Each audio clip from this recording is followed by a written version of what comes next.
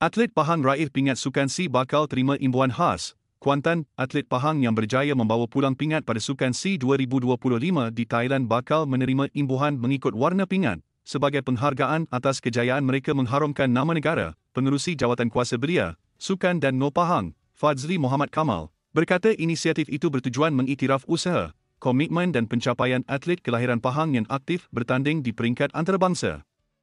Seramai 80 atlet Pahang mewakili Malaysia pada tamasya kali ini dalam pelbagai acara termasuk hoki, woodball, polo, angkat berat, bola baling, olahraga, silat, menembak, renang dan memanah.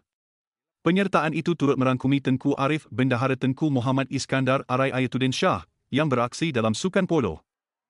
Fadzli turut mengulas kejayaan skuad hoki 5S lelaki yang meraih emas semalam, dengan 3 pemain dalam pasukan tersebut merupakan bakat kelahiran Pahang di bawah Akademi Hoki Pahang. Beliau menegaskan kerajaan negeri akan terus memantau prestasi dan keperluan atlet bagi memastikan persiapan mereka sentiasa berada pada tahap terbaik.